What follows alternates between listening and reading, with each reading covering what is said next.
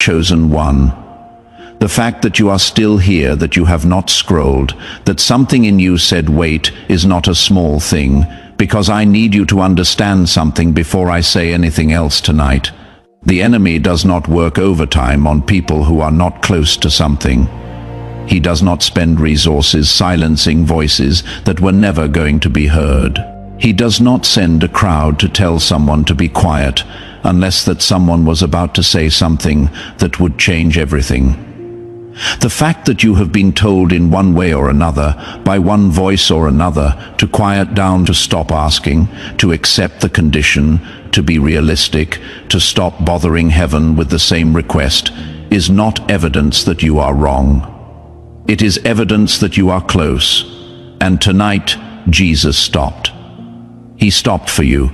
The way he stopped on the road to Jericho, the way he stopped when a voice the crowd was trying to suppress refused to stop crying out. Do not scroll. Do not let anything around you pull you out of this moment, because what he is about to ask you is the question that changes the trajectory of your life. And the question is not complicated, but your answer must be specific. Go to the comments right now and type, "Jesus stopped for me." Let that be the declaration before I tell you the story, because the declaration comes before the sight. Always subscribe, because the instruction for what comes after tonight is already being prepared, and you cannot afford to miss the next word. Now, let me take you to Jericho. Mark chapter 10. Jesus is leaving Jericho. A large crowd is following him. He is on his way to Jerusalem. He knows what Jerusalem means. He knows what is waiting there. He is moving with intention and with purpose. And sitting by the road is a blind man named Bartimaeus. The text gives us his name, Bartimaeus, son of Timaeus. And it gives us his location, by the road, begging. Those two details together tell you everything about his condition. By the road, not on the road, beside the movement, adjacent to the direction of travel, present at the edge of where things are happening, but not participating in the happening. Begging because blindness in that culture was not only a physical condition, it was a social sentence. You could not work. You could not move independently. You could not provide. You were dependent on the mercy of passers-by who were not obligated to stop. He had been in this position long enough that everyone in Jericho knew who he was. Everyone knew where he sat. Everyone knew his name, and nobody had fixed it. Not the synagogue, not the community, not the physicians, not the years of prayer. Not the people who had walked past that spot every single day and had grown so accustomed to his voice and his presence and his condition that they had stopped truly seeing him the way you stop, truly hearing a sound that has been there long enough. He was the background noise of the road. He was the permanent fixture of the corner. He was the thing that had been there so long that his absence would have been noticed more than his presence. Chosen one.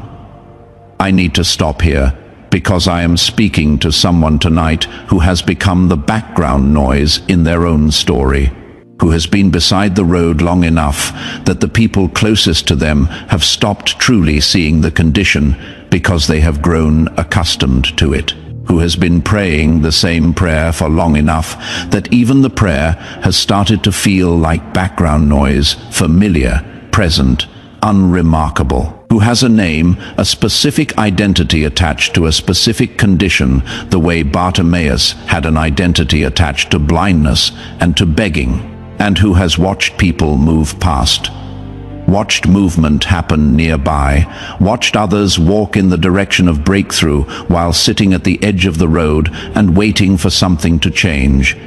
I see you, and more importantly tonight, Jesus sees you, not as the background, not as the permanent fixture, not as the expected condition.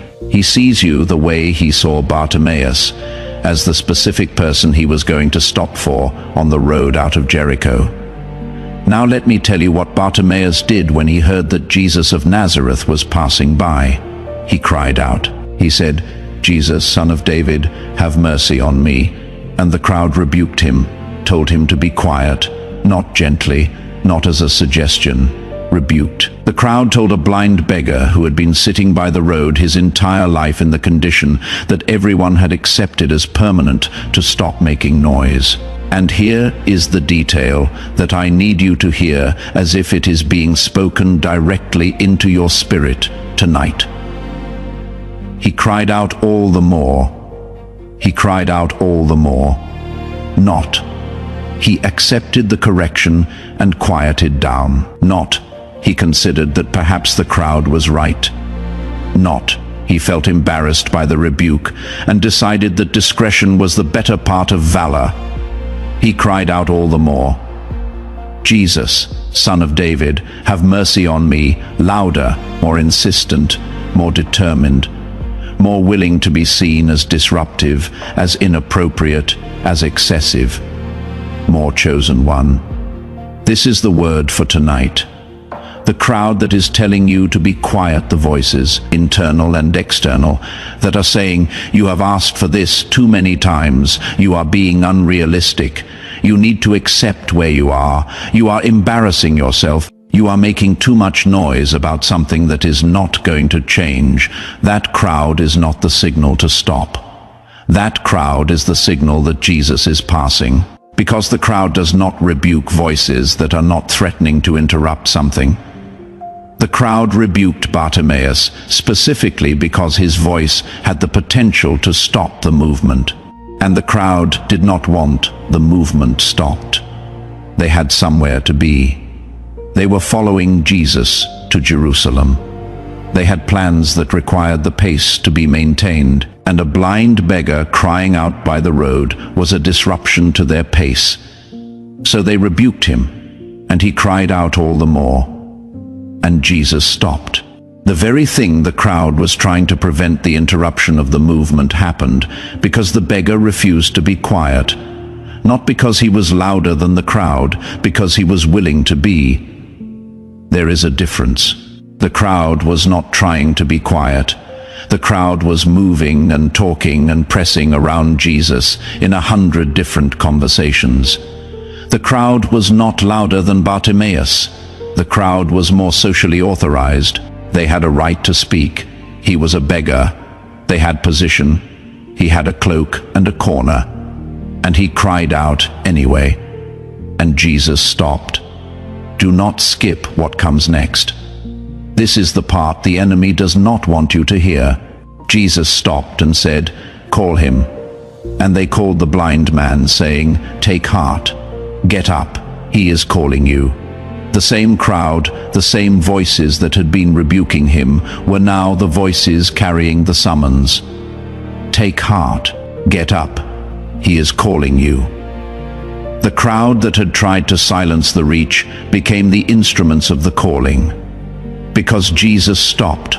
Because the cry would not be suppressed. Because the refusal to be quiet accomplished exactly what it was meant to accomplish, it interrupted the movement. It arrested the pace. It forced a stop on the road out of Jericho. And the crowd had no choice but to deliver the message they had tried to prevent from being necessary. He is calling you, chosen one. I want to speak to what Bartimaeus did next, because this is the act of faith that most people in his position would not have had the audacity to perform. Throwing off his cloak, he sprang up and came to Jesus. He threw off his cloak before he arrived. Before he could see, before the healing had happened, he threw off the cloak. In that culture, a beggar's cloak was not just a garment. It was the instrument of the occupation. You spread the cloak on the ground, and people threw coins onto it. The cloak was the physical infrastructure of begging. Without the cloak, you could not beg. Without the cloak, you had no way to collect what was given. Without the cloak, you were announcing that you were no longer operating as a beggar. He threw off the cloak before he could see. He made the physical declaration of the end of the identity before the evidence of the ending had arrived. He burned the infrastructure of the old condition while he was still in the old condition. And then he sprang up and came to Jesus. And Jesus said to him, "What do you want me to do for you?" Now, chosen one, stop here, because this question is extraordinary. Jesus is speaking to a blind man who has been begging by the road, who has been crying out, "Son of David, have mercy on me." And Jesus asks, "What do you want me to do for you?" The obvious answer is sight. Anyone watching knows that the obvious answer is sight. Jesus knows the obvious answer is sight, and he asks anyway, because the question is not about information. Jesus does not need information. The question is an invitation to specificity. Many people are crying out for mercy without naming the specific thing they want mercy to do. They are using the language of the general request, when what heaven is waiting for is the language of the specific ask. Bartimaeus said, "Rabbi, let me recover my sight." Not, "Be with me in my condition." Not, "Give me peace about my situation." Not, "Help me accept where I am. Let me recover my sight." The specific thing named directly, without qualification, without managing expectations, without softening the ask to protect against disappointment. "I want to see." And Jesus said to him, "Go your way. Your faith has made you well." And immediately he recovered his sight. And he followed Jesus on the way. Not, he went home. Not, he went back to his corner. Not, he went to show the people who had rebuked him what had happened. He followed Jesus on the way he had been sitting beside for the length of his condition. He was now on it, no longer adjacent to the movement. In it, following, seeing. And chosen one, this is the word for tonight. You have been beside the road long enough. The condition that has had you adjacent to the movement, near it, aware of it, watching others walk in it, is not your permanent address. Tonight, the crowd changes its instruction. Take heart. Get up. He is calling you. Now, let me release what heaven is declaring over the specific areas of your life. Do not look away. Do not let the next few minutes be noise. Receive each word as the specific thing it is. Over your finances, I declare, Bartimaeus threw off the cloak before he could see. The cloak was the mechanism of his financial survival in the condition. He made a physical declaration of separation from the financial infrastructure of the old season before the new season was visible. Deuteronomy 8:18 says God gives you the power to produce wealth to confirm his covenant. The power is covenant power. It does not activate in the cloak. The cloak is the infrastructure of the condition.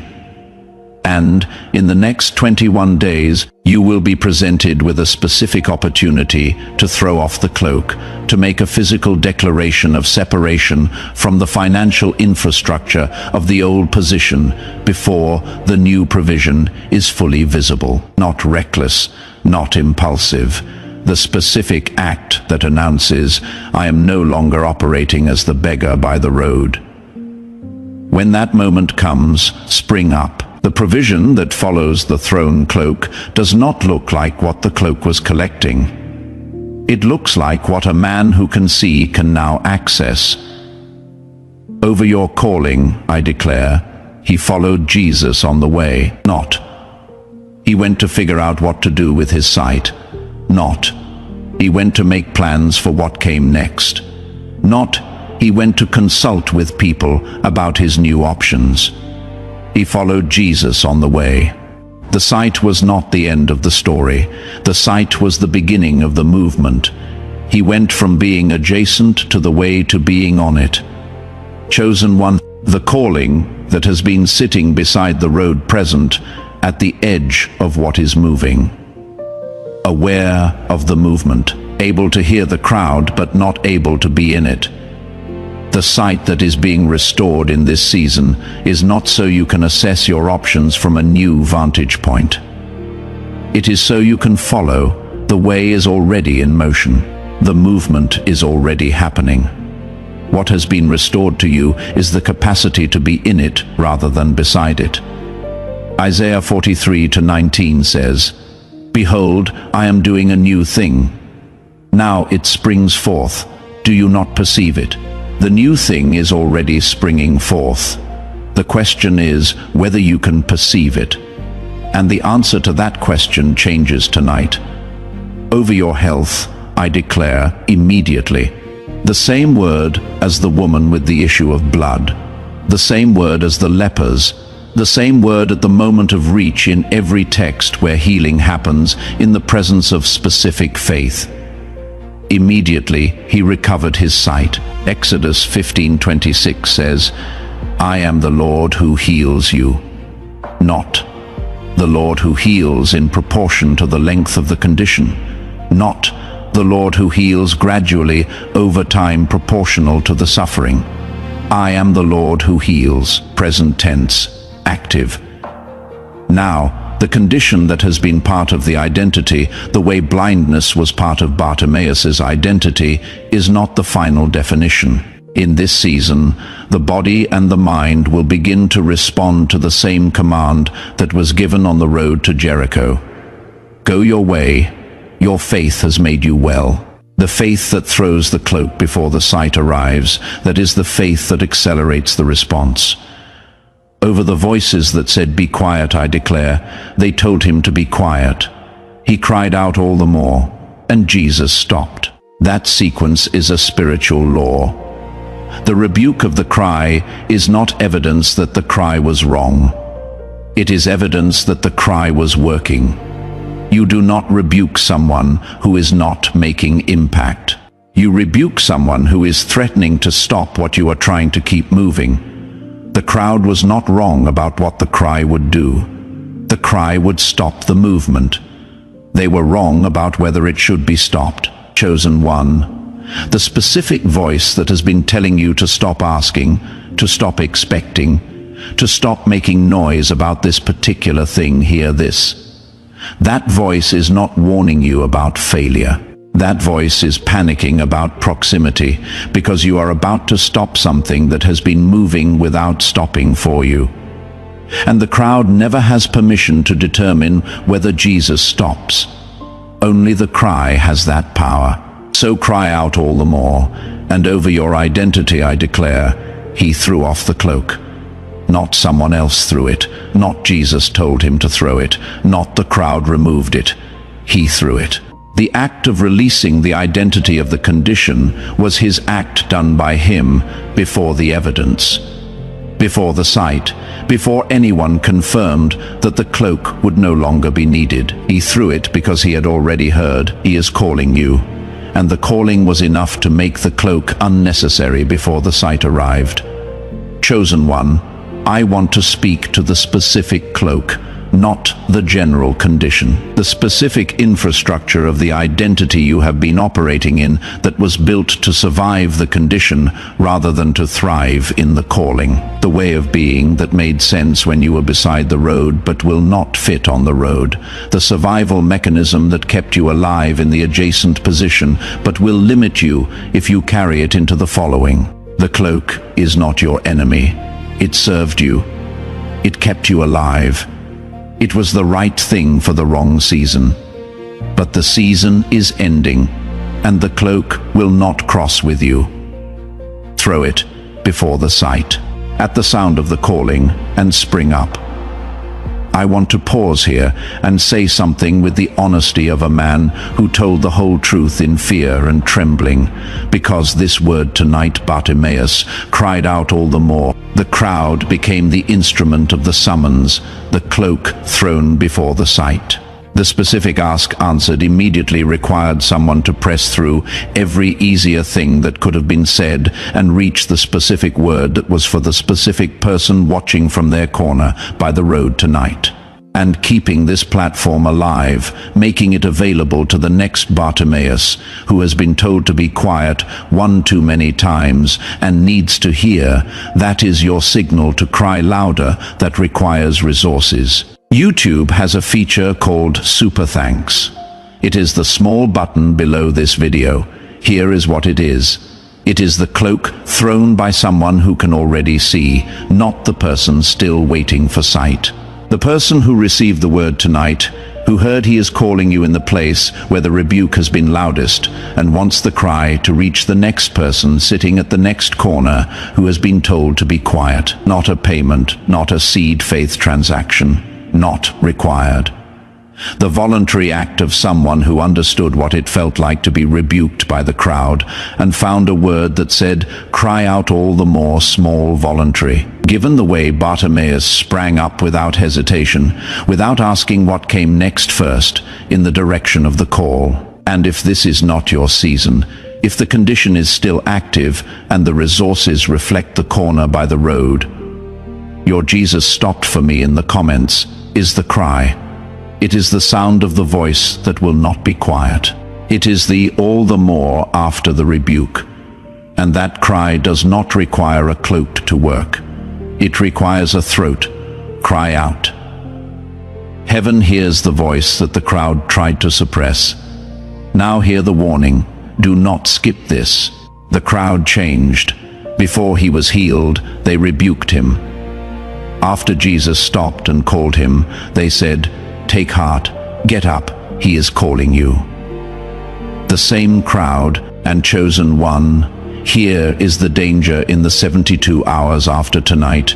The crowd that changes tone can create a false sense of safety. When the voices that were rebuking you suddenly become encouraging, when the people who said be quiet start saying, "Take heart," it is tempting to think that the relationship has changed. It has not. The crowd was not against Bartimaeus. The crowd was managing the pace. When the pace was interrupted anyway, they delivered the summons they had been trying to prevent, but they would have resumed the rebuking if Jesus had kept walking. The crowd's encouragement was not conversion. It was response to circumstances.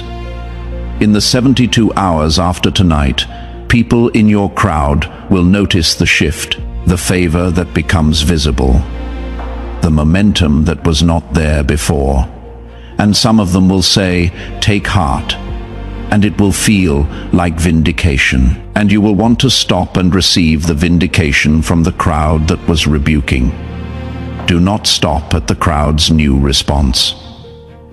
Bartimaeus did not stop to receive the crowd's changed tone. He sprang up and came to Jesus. The crowd's encouragement was not the destination.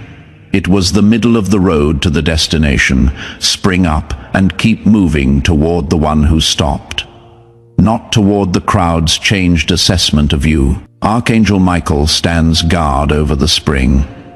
His mandate, the momentum of the all, the more carries through the 72 hours and does not slow down for the crowd's revised opinion. Isaiah 54:17 says, "No weapon formed against you shall prosper." The weapon of the rebuke, the weapon of the you are asking too much. The weapon of the crowd that tries to manage who gets access to the movement. None shall prosper because you cried out all the more, and Jesus stopped. And the crowd had to deliver the message they were trying to prevent. He is calling you. Declare this with me out loud. Right now, I will not be quiet. The rebuke is the proximity signal. The louder the crowd says settle down, the closer Jesus is. I throw off the cloak, not after the sight. Now, at the sound of He is calling you. The infrastructure of the old identity, the survival mechanism built for the corner by the road, I release it. Before the evidence, as the declaration, the way Bartimaeus threw it before he sprang. I spring up. I do not approach cautiously. I do not manage expectations by moving slowly. I spring in the direction of the calling with the energy of someone who threw the cloak and has nothing to hold them to the corner anymore. And when he asks, "What do you want me to do for you?" I answer with specificity. Not, "Be with me in this." Not, "Give me peace about it." Not, "Help me accept where I am." I name the specific thing, the exact sight I am asking for, the particular condition I am asking to end, and I receive immediately, and I follow on the way, not beside the way, on it. In the movement, seeing in Jesus' name. Amen. Chosen one, if tonight the crowd noise got quieter, if you heard he is calling you in the place where the rebuke has been loudest like this video, not for the algorithm, as the throwing of the cloak, the public act that says, I am no longer collecting from the corner. Go to the comments right now and type, Jesus stopped for me. Not Jesus will stop. Not I hope Jesus stops. Stopped, past tense, because the stopping happened the moment you heard the cry and refused to let the crowd quiet it. Subscribe, because what comes next carries the instruction for how to follow on the way once the sight is restored, how to navigate the road with new eyes that have never seen it clearly before, how to move in the crowd as someone who is now on the way instead of beside it. That instruction is coming. Do not miss it, and find the person who came to your mind during this word. The one who has been told to be quiet about the specific thing they keep asking for, who has been rebuked by the crowd, by the people who should know better, by the internal voice that has learned the crowd's tone and is close to quieting down. Send this to them. Tell them that is not the signal to stop. That is the signal that Jesus is passing. Cry out all the more. Throw the cloak before the sight. Spring up and come. He stopped. He is asking, what do you want me to do for you? Answer with the specific thing, name it, out loud, without qualification, and receive immediately. Go now, chosen one. Go as the one who refused to be quiet when the crowd told you to settle down. Go as the one who threw the cloak before anyone confirmed the sight was coming. Go as the one who followed on the way, not beside it, seeing everything that the corner by the road kept hidden. The road is yours now, not the edge of it, the road. Amen.